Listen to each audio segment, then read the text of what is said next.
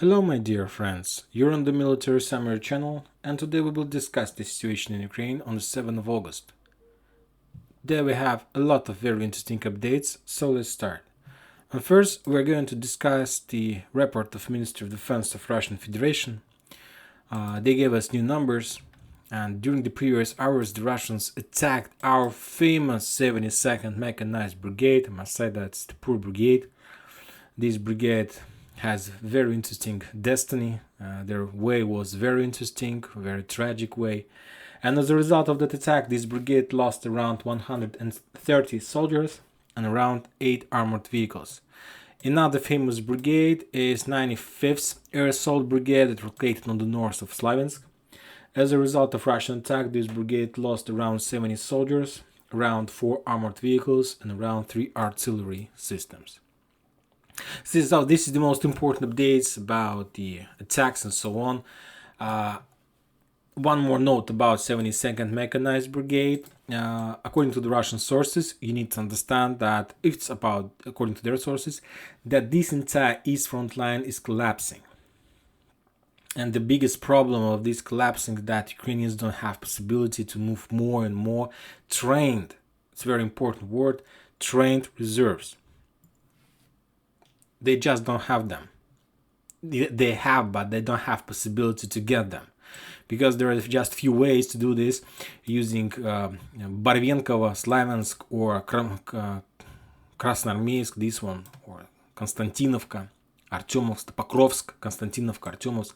And you know that these two areas is under very heavy fire, Russian fire, and we know that as soon as Ukrainians move some forces to these towns, the Russians shall or attack these towns immediately, these stations.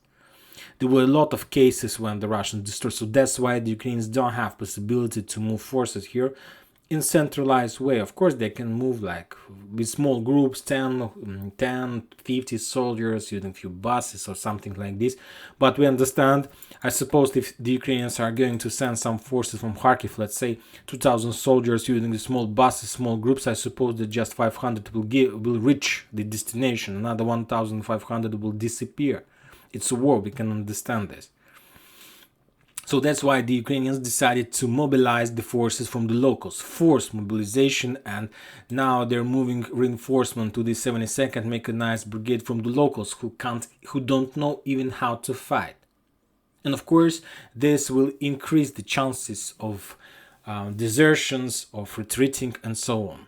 Furthermore, if you take a look at this map of this position, you're gonna see that this map has been updated. The most important update is that the Russians, according to this map, took Kadema, this town, the area that was under 72nd Mechanized Brigade responsibilities. If we take a look at the West Sources map, we won't find these updates on their map. They're showing us that there are still fight in this Kadem, there are still combat here. If we take a look at the Russian sources map, we're gonna see the same picture, that this town, Kadema, is still under Ukrainians. The only important update in this area is that difference between maps is that the Russians are saying that they took control over the south, Travnevo, Glodasova. And yesterday in the evening, this morning, we got report that the Russians entered this small village Dacha, these fortifications, this one. If you take a look at the West source map, just let's update. So according to the Russians, they are saying that they control this entire area. So everything according to the military summary projection about the collapsing of the south and the movement towards New York agglomeration. If we're talking about Kadema, the Russians haven't confirmed this information. They told that there are still clashes. They are still trying to push Ukrainians from this area, and soon I suppose that they're going to do this. Some military experts are saying that maybe we are going to see this situation even today. About the north, in this area there is no updates. The Russians reduced the pressure near Seversk and now they're concentrated totally on Bakhmut and the south. If we are talking about the Solidar, today we got update that we discussed this Knauf plant many times. A few days ago they told that the Russians took this plant, then they told that there is a gray zone and so on. And today the Russians confirmed finally that they control just 25% of this plant.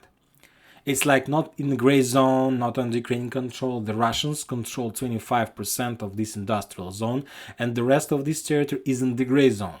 So there is no confirmation and even conversations about the fact that Ukrainians at least control something in this area.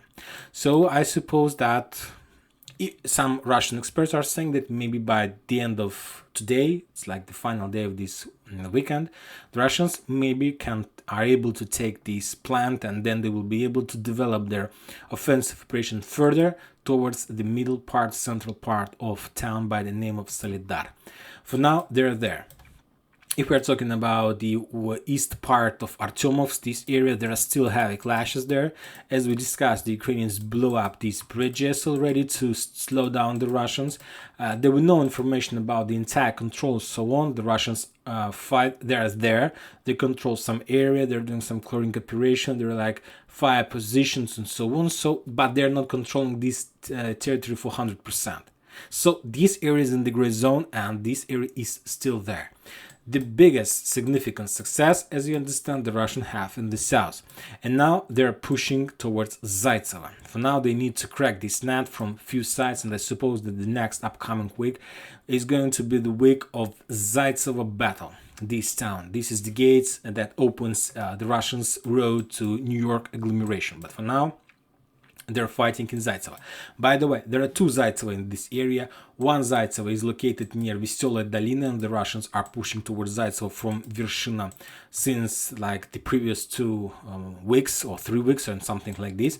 And this is another Zaitsevo, big town. So today we got report that the Russians got some success and there are heavy clashes near Zaitsevo, and it's a very corresponding correlate with information that the Russians took Dacha, this small village. So I suppose that the reports were about this Zaitsevo, but not about this Zaitsevo. So the Russians has already started their offensive operation in these agglomerations that are located on the north of Gorlovka, this one. So let's see and let's wait, and I suppose that soon we're going to see and understand something in this area. If we're talking about the area from Balakleya towards Izum bridgehead, there is no updates. If you remember, during this week, the Russians were trying to take this town, Gusarovka. There are still some differences between 3 maps about this Novogusarovska, Shurovka, Bayrak, who controls which towns. The Russians are saying that they control Bayrak, Balakleya. Let's take a look at this map for better understanding. This I'm talking about Novogusarovka, Shurovka, according to this map, is under Russian control. These maps show us that the Russian control just Bayrak, and the map of these positions almost show the same picture, something middle between these 2 maps. So the Russians are trying to crack this net as well, and this area is very important, but I suppose this might be some kind of a fake attack, because we will discuss this a little bit later. Because we understand that soon we are going to see the entire collapse of Slavyansk Donetsk, and after that the Russians will need to decide what are they going to do next. Or are they going to encircle Kharkiv before winter, or they're going to develop their offensive operation towards Nikolaev. This operation, and one of these operations is going to be fake and another one is going to be real. Maybe both of them are going to be correct and real, who knows. We'll see. About the other progress, there is no progress. The Russians are fighting all along the front lines, but without any development or of their bridgehead on something like this. Now let's talk about Donetsk. About Donetsk area, more news, more updates are coming from this area, but they're very local. If we are talking about the global scope of the result, the Russians managed to, let's update this map and you will understand that the Russians managed to take just these small lines all along the front line. So this is their development for a week. Not much to tell the truth, but we need to understand that this is the most fortified positions in this front line. Believe me, it's much more difficult to cross this area than to take entire Lysychansk agglomeration. Believe me, it's true. To take Lysychansk was much easier than to cross these 2 kilometers from their 2-4 kilometers from their positions in Donetsk. because this area is very fortified, but the Russians are pushing and pushing. Today it got reported that the Russians took some control over some farms on the south of Marinka. If we're talking about the Pieski, there are still updates that the Russians are clearing this area. The Ukrainians still have possibility to move maybe some soldiers, some reinforcements to this area. So a lot of updates and information. If we're talking about Avdiivka, I have marked this area like this part is under Russian control, but they are entered just the suburbs or edge of this town. They haven't entered so far. They're pushing this area as well, and for now there is no more updates. Anyway, the Ukrainians have a lot of losses in this area. If we're talking about their projection for the next week, of course, I thought a lot about the battle for Avdiivka, and then I understood that if the Russians are able to keep this pressure for another 2 weeks, of course they will crack this nut and maybe they will collapse entire Donbas arc operation. But if they are not able to keep this pressure for another 2 weeks, I suppose that Ukrainians, and if Ukrainians are able to hold under this pressure for another few weeks, they will be able to stop the Russian offensive operation, and they will be able to stop them. This is very important, and after 2 weeks anyway, the Russians will have to start any rotation, reinforcement, fulfilling, bringing ammunition, shells, and so on. So that's why the next 2 weeks is the most important. By the way, 1 week has already passed, so I suppose that the Russians still have like a week, or 2 weeks is the maximum the Russians have before small operational pause. And we understand if there is any operational pause, that pause will allow the Ukrainians to fulfill their forces, to reinforce, and to bring back artillery from the south. Now let's talk about the south, the most important, the most interesting area, Kherson area. If you remember, the Ukrainians announced about starting offensive operation a few weeks ago, even maybe a month ago. And to tell the truth, there were some dates, there were some timings, and according to that timings, the Ukrainians were saying that we're planning to start offensive operation on the 6th of August, so yesterday. And there were some attempts to do this during this period. If you remember, first they were trying to, as soon as they took Davidov Brod, you remember these towns. After that, they established some bridgehead on this bank of Ingulets River. They took town Andreev, Kolozovo, Bilogorka. If you take a look at this map, there is no update saying us that this territory is still under Ukrainians, but the Russians later announced that Ukrainians got into artillery back, and with artillery shelling, with heavy artillery shelling, the Russians managed to reduce the Ukrainians on this bank, and they were managed to push them back. But if we take a look at every single map, you're gonna see that this map is still we see that this map, every single map, shows that maybe the Ukrainians still have some control over this territory. Even the map of this position as well show us that there is still something there. So we can say that this area, every single map confirms that they are not confirmed, to tell the truth, that the Russians took back control over this territory.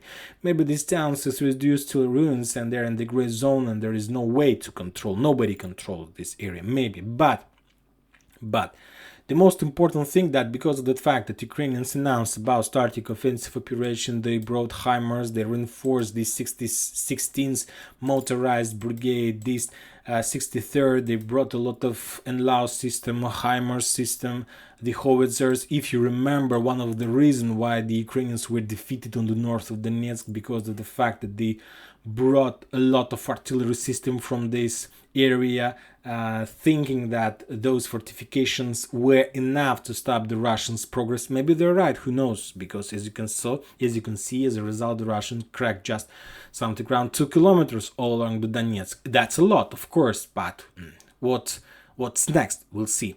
And so that's why they were preparing. And the Russians, of course, they saw everything. And these days we got report that the Russians have collected already 30 BTGs in Kherson district. In this area, 30 BTGs. There was some post in some West newspapers that the Russians managed to collect 25,000 soldiers in Kherson district. It's something around 30 BTG. Another important update that the Russians managed to collect in the area between Energodar and Nova Kakhovka, in this area, additional 15 BTGs. To tell the truth, I don't know if these 15 BTGs, if these 30 BTGs includes those 15. There was no information about this. Maybe it's like the same picture. So from one side it's 13 that includes those 15, but I didn't have information that it's the same. So I suppose that maybe it's different groups. 13 BTGs in Kherson and 15 in the middle part, just as reinforcement and some kind of backup if the Ukrainians are planning to start any offensive operation from Zaporozhye towards Melitopol or Tokmak. And of course, the Russians need to keep something here to protect Energodar, because, as you know, there is artillery duels between Nikopol and the biggest power plant in Europe in this area. So that's why they're keeping something. But the thing is that the Russians collected those 30 BTGs. And these days, the Ukrainians, at least we got some information, maybe some kind of speculation, who knows, but we got more and more updates from the Russian sources, from some, let's say, sources who are saying that they're spies and got some insight from the President Office of Ukraine, and they're saying that the Ukrainians decided not to start any offensive operation in the south because they can't do this anymore, because the Russians collected a lot of forces. If you remember, we calculated the distance in this area, the front line and so on, and we understand that the configuration is around 6 kilometers per 1 BTG. It's offensive configuration, and if we're talking about the Kharkiv, the best times they were like 15 kilometers per 1 BTG, defense state, if you remember. So that's why also, if you remember, during this week there was a lot of cases of desertion. If we take a look at the map of this position, this 59th Motorized Brigade, there was the cases of desertion. They just left their position on the front line. They refused to continue because they got so much damage, so we can't even imagine.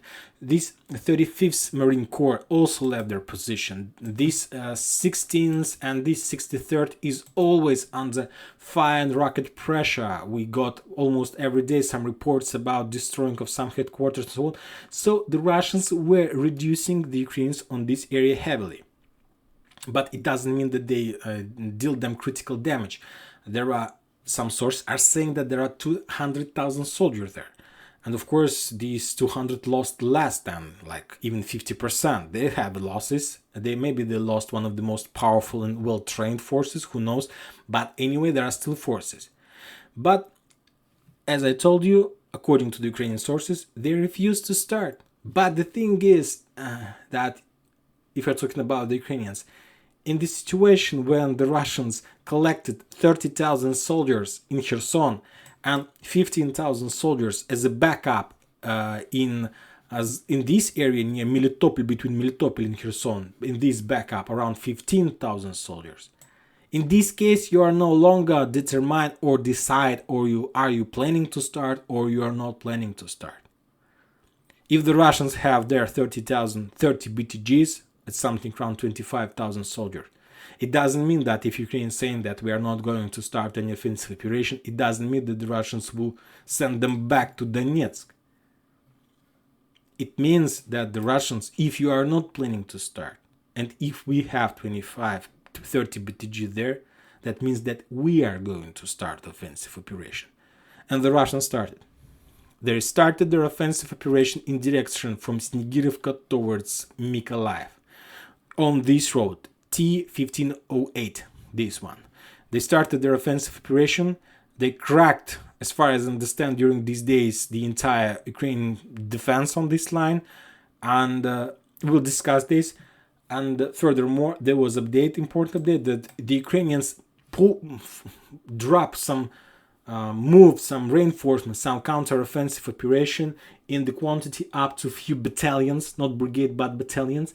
But the Russians told us that those attack was without any tank or armored vehicle support, or even without artillery support. It was just infantry attack, useless infantry attack. And the Russians told that they managed to reduce those battalions till ruins, till zero. And with their counter-offensive operation from Snigirovka, that are moving towards Nikolaev.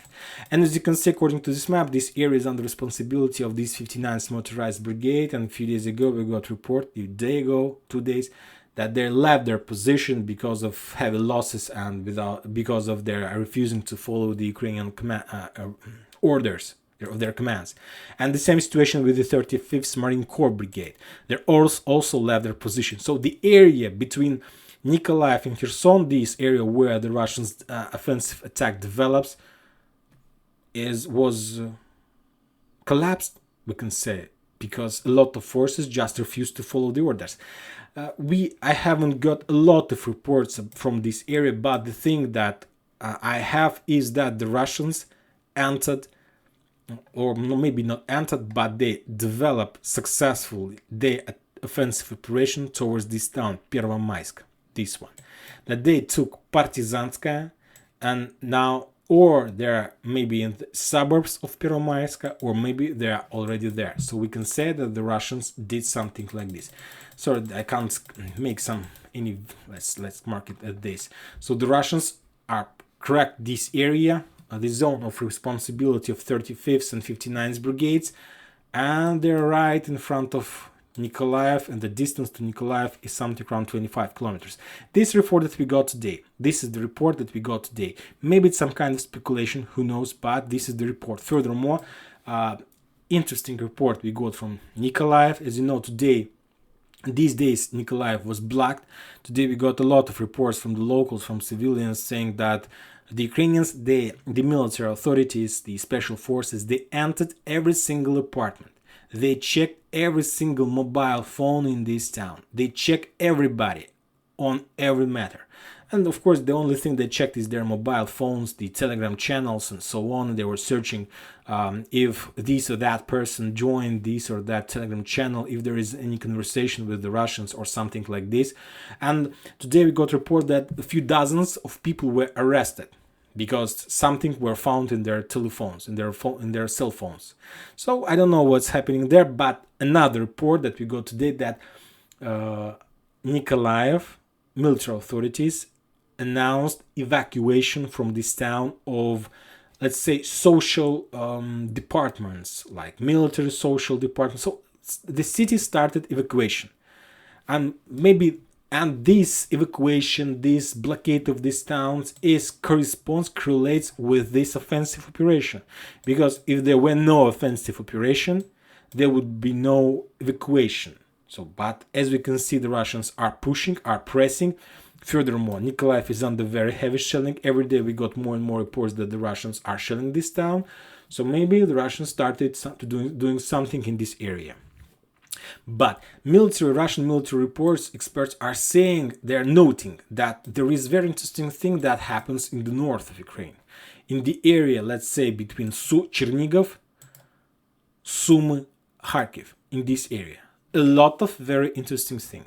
They are saying that Ukrainians managed to collect a very big number of reserves in this area. We understand why the Ukrainians can't push them to Donbass Arc operation, because there is not much way how they can do this, and all these roads is under fire control, all these stations and so on. But anyway, the Ukrainians managed to collect a lot of forces there.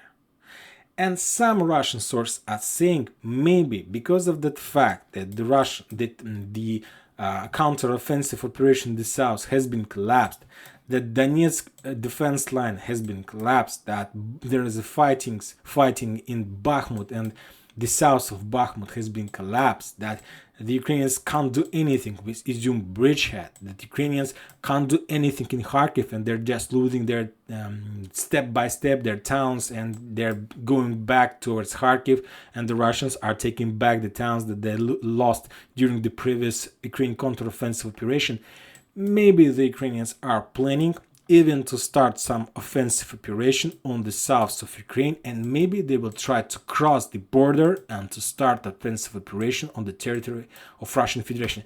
It's not the operation. We might think that they will crack this border and they will take first Kursk, or maybe then they will reach Moscow. Of course not. It's just an operation that will force the Russians to move forces from the south, from Donetsk, to move there some reserves and so on. But we know that at least by today, by the 7th of August, the Russians has already announced that they are completing with preparation of another 16 BTGs. That that the Russian is the federation, that it's a federation, and there are a lot of republics in this federation. You see these small borders, this green line, it's the borders of every single republic in this federation. Let's say there is some republics, some districts, and so on. And as far as I understand, because of this entire situation in Russia, as far as I understand, every head of every republic, of every district, promised Putin to prepare his own corps, volunteer corps or volunteer brigade. And for now, already 16 is up to be ready, and soon they are going to join the Russians in the Ukraine. So maybe, for now, I understand that as soon as Donbas arc is going to collapse and fall, the Russians can attack from any single direction they decide, from anywhere they want. From the south, they have 13 BTGs. They can continue to develop their operation on the east side, moving to Dnipro, Zaporozhye. They're trying to do some recon combat near Gusarovka, and this is the perfect bridgehead to encircle on the north Kharkiv. There are already a lot of BTGs Ukrainian forces on the north. They're preparing for something, so that's why the Russians also need to do something with this. But on this area, they're able to use their own army. Those one who is the regular army, not the force who is soldiers who is fighting on the contracts. So who knows? But soon we're going to see the new phase, or the same phase but much developed in comparison with the beginning of this phase. So who knows? And that's it for today. Military Summer channel reminds you that we condemn any violence in Ukraine. Thank you for watching. Subscribe to my channel, put your likes, join my Patreon, and have a good day. Thank you. Bye bye.